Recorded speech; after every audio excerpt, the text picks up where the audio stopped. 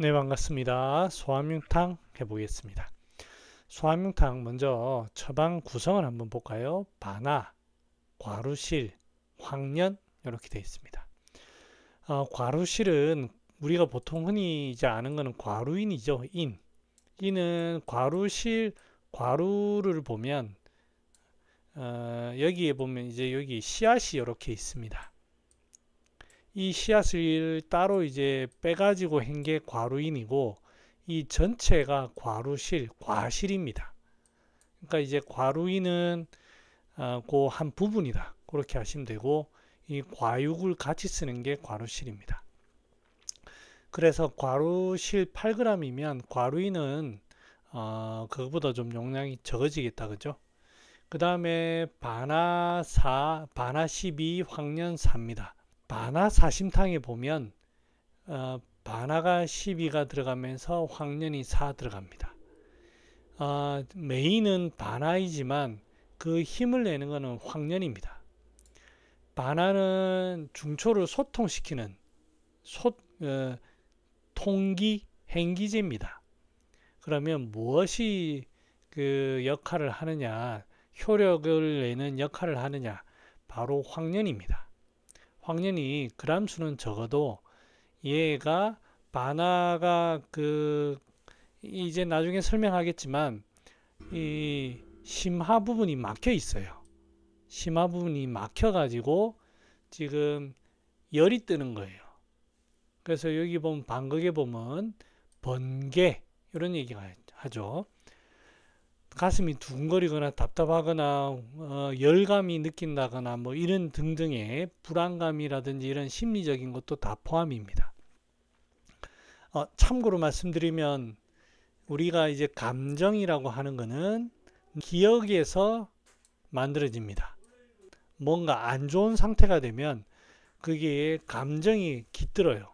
특히 흉부 쪽에, 심하나 흉부 쪽에 나타나면 우리가 보통 어떤 생각을 하냐면, 이거 심장병 아닌가? 심근경색 아니야? 아니면 공황장애 아니야? 이런 감정이 자연스럽게 듭니다. 그래서 여기에서는 이 상한론이라든지 이런 방극에서는 그런 설명이 안 들어있지만 번개 이런 표현이 있을 때에는 감정도 같이 동반된다는 거 좀 알아두시면 되고 그 다음에 그래서 바나가 심하가 막힌 것을 소통시켜 주면서 번개를 치료하는 것은 핵심은 황련입니다. 그리고 과루실, 과루인도 그거와 같은 역할을 하죠. 하지만 황련이 가장 중요한 메인 역할을 합니다. 황련은 여기서 4g 쓰지만 경우에 따라서 더 올려 쓸 수도 있습니다. 그리고 이 병을 보면 이 조문을 해석하기 전에 우리가 이렇게 그림을 그려보면 반하는 여기 심하 명치 부분에 작용하는 약입니다. 여기에 딱 막혀가지고 물이 고인다든지 이럴 때 쓰는데 이 쓰고 과루실 황련은 여기와 함께 전부 이 부위에 작용하는 약입니다. 즉 소하명탕이라고 하는 처방은 상중초 특히 상초 쪽에 많이 작용하는 약이에요. 그러니까 증상들은 거의 상초 증상들이 나타납니다. 그래서 이런 환자들은 뭐 소화 뭐 괜찮은데요. 아니면 좀 뭐 입맛이 좀 적어졌다 얘기는 하지만 대소변에 어떤 문제가 나타나거나 그런 일은 거의 없습니다. 그래서 이런 것도 키포인트가 된다. 상초에 작용하는 메인 어떤 기본적인 처방이 될 수 있다. 요거와 비슷한 게 뭡니까? 치자시탕입니다. 치자시탕도 치자, 향시 이런 것들이 전부 다 이 부위에 흉부 상초 쪽에 작용합니다. 황련은 진정제에 가깝고요. 치자시탕은 해울제에 가깝습니다.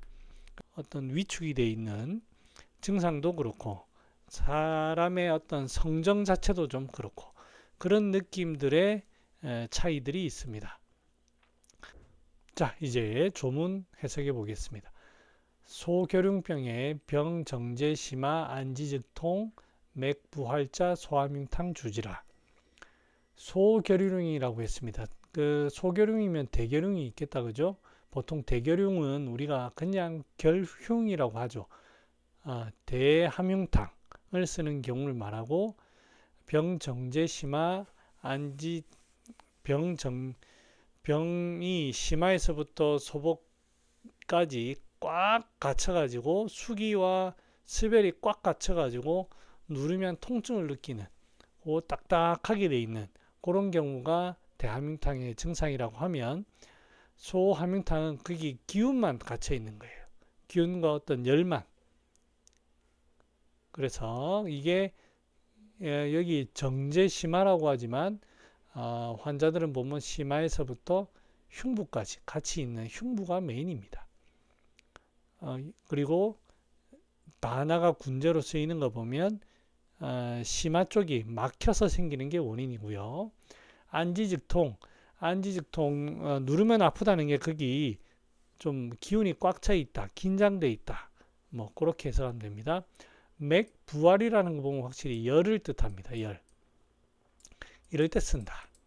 그래서 이제 조문에는 그래 돼 있는데, 그거를 사용하는 그 방극에서 한번 좀 힌트를 얻어보면, 병이 심화에 있어서 누르면 아픈데 황련을 써야 되는 그 열, 번 또는 경계, 열로 인해서 나타나는 경계, 그리고 구토가 있을 때, 정리하면 심하에 기운이 막혀가지고 흉부 쪽으로 열이 뜬다. 심에 열이 뜬다. 그렇게 정리할 수 있겠습니다. 자, 흉중에 담음이 맺혀서 기운 소통이 되지 못하고 열이 만들어지는 경우다. 그렇게 이해하시면 되겠고요. 대함흉탕은 흉중에 수기와 혈이 다 울체되어 있는 경우다. 그렇게 이해하시면 되겠습니다. 주증은 심화 압통, 병정제 심화라고 해서 안지직통이죠. 심화 부위 누르면서 그 다음에 번개, 열 증상들이 나타나는, 황련을 써야 되는 그런 열 증상이 나타난다. 그리고 구토, 바나를 써야 되는 그런 증상이 나타날 때 소함흉탕을 쓴다. 그렇게 이해하시면 되겠습니다. 자, 과루실에 대해서 제가 조금 더 생각이 나서 얘기 드리면, 이 과루실이라는 황련도 그렇지만 과루실이라는 이 약은 사람을 좀 탑니다. 그러니까 에너지가 좀 있어야 돼요. 생각외로 기운이 좀 좋습니다. 제가 말하는 건 과루인입니다. 과루인.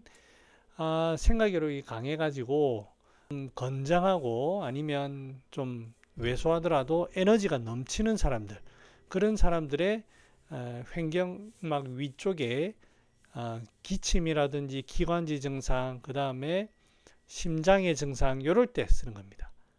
에너지가 좀 있는 사람한테 쓰는 게 좋습니다. 그래서 소화명탕 자체도 아무리 이런 증상이 나타나도 호리호리한 사람한테 잘 쓰지는 않고요. 그래도 좀 강단이 있고 에너지가 있는 사람들한테 쓰는 게 좋습니다.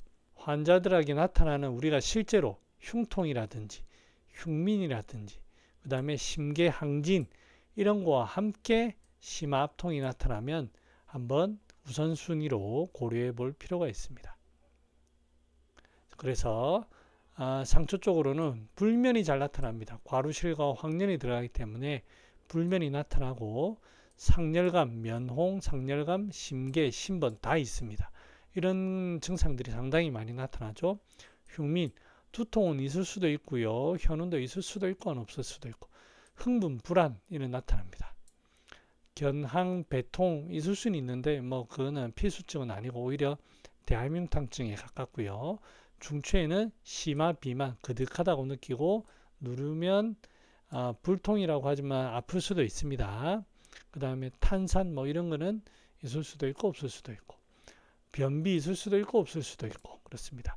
하초 쪽으로의 증상은 있을 수도 있고 없을 수도 있습니다.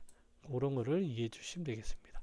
그래서 주로 나타나는 게 심, 비위, 소화기 이런 데 몰려 있는 게 소함흉탕입니다. 그리고 쓰다 보면은 소함흉탕을 쓸 때 저는 개인적으로는 소화불량이 있는 경우가 흔히 나타나는 것 같아요. 그래서 저는 여기에다가 지실도 잘 넣는 편입니다. 그리고 더위를 많이 타는 기운이 좋은 그런 양인들, 성격도 확실한 사람들, 그런 사람들한테 쓰면 확실히 좋고요. 그리고 또 불면이 있을 때도 좋습니다. 조금만 신경 쓰면 잠 못 자는 그런 경우에 좋고, 뚱뚱한 사람이 못 쓰는 건 아닌데요. 이런 분들은 오히려 이제 치자시탕 쪽에 치자가 조금 더 많이 쓰이는 경우가 있습니다. 물론 이런 체형만 가지고 단정 지을 수는 절대 없습니다. 오직 병리만으로 하는 겁니다. 그 다음에 황련탕이 조금 비슷해요. 황련, 발화 이런 게 같이 들어가기 때문에 좀 비슷합니다. 근데 이제 황련탕에는 계지라든지 황금은 없구나. 건강이라든지 인삼이라든지 이런 게 또 좀 있어서 소화기 계통도 좀 더 두드러질 수 있습니다. 네, 이 정도 하고 이제 다음 시간에 치료 사례를 보겠습니다. 안녕.